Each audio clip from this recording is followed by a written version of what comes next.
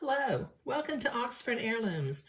This is the final video for project number 2. Yay, we about have another project finished. Okay, now I have made my 2 sweet little sleeves that I'm going to set into the garment. I have been very careful to make sure that I have mirror image sleeves. So as I look at the side seams of the garments, you can see that on one I have the word back on the left side of the seam, and on the other I have the word back on the right side of the seam, and I have pressed my front seams toward the backs of the sleeve. Okay, now it's time to get the body of my garment back over here. Haven't seen it in a while since we've been working on the sleeves. And I'm going to turn the garment inside out. And as I'm looking at this, the back of my garment is on the left side and the front of my garment is on the right side. So I'm going to pick up the sleeve that has the word back on the left side, and I'm going to very carefully down here at the side seam, I'm going to line up my 2 side French seams that were pressed towards the back of the garment, and I'm going to insert a pin.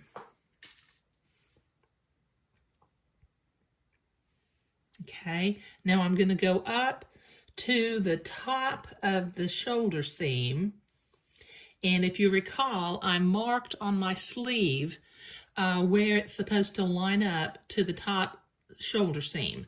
So I'm going to line up that blue dot with the top shoulder seam, and I'm going to put another pin in.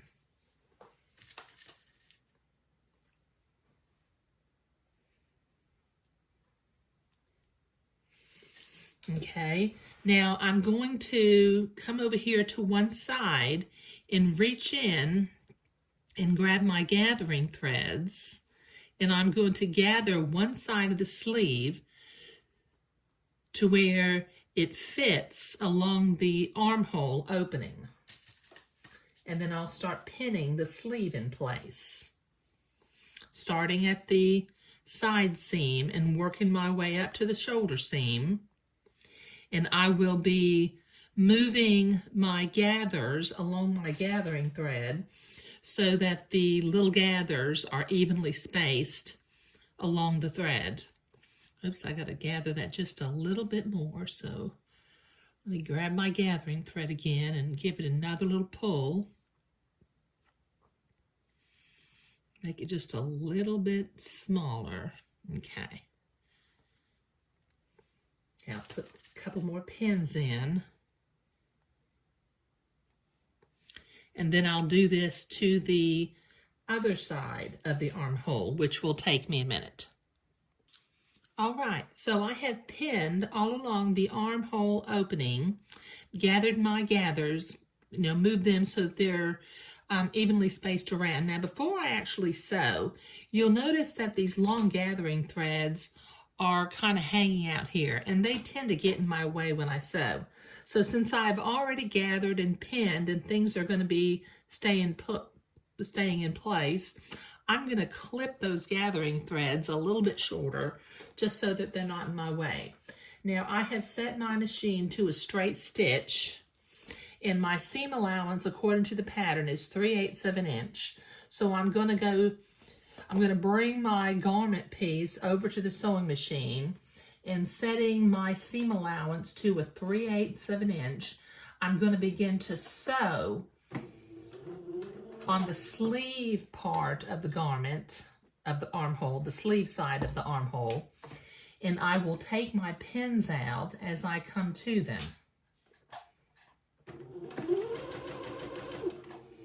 And when I come to the French seam, I'll go slowly to make sure that it stays folded to the back.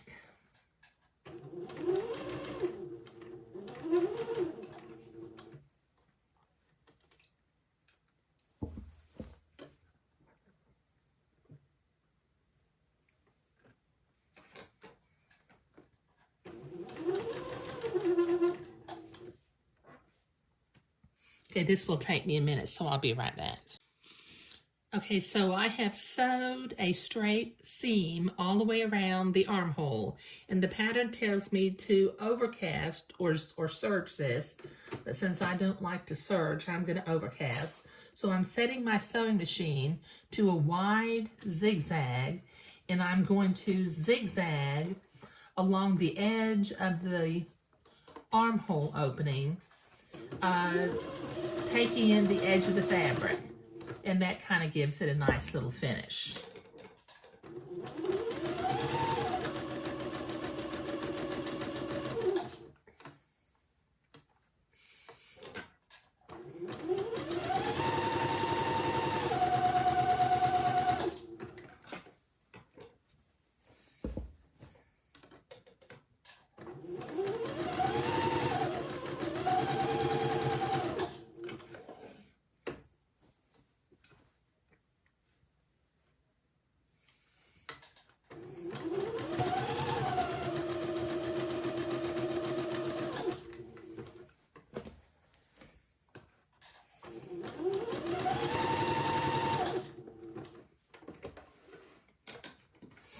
Okay, I'll clip my threads.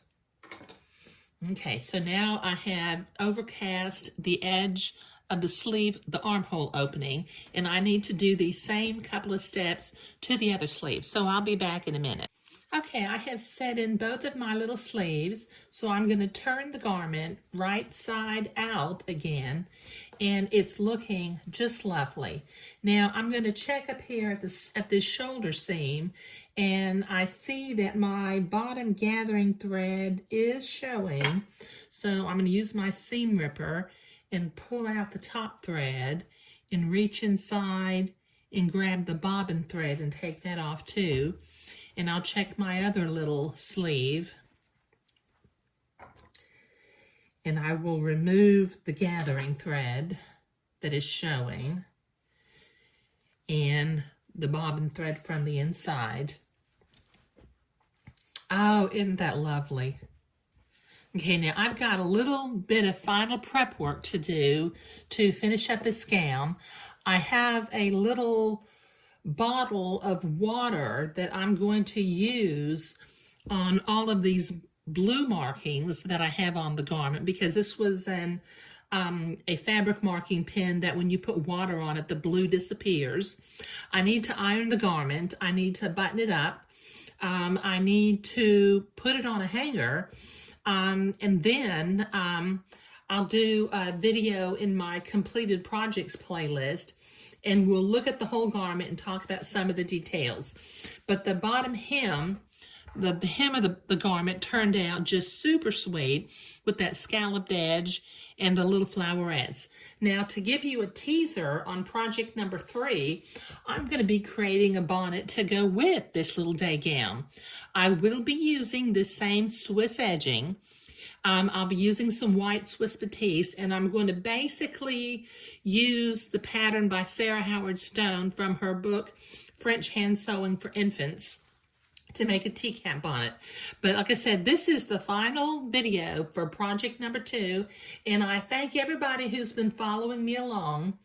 The sleeves, they just turned out so sweet. Okay, I'm really happy with the way this little garment, has turned out. But join me for project number 3, creating a bonnet for a little lady. Thank you.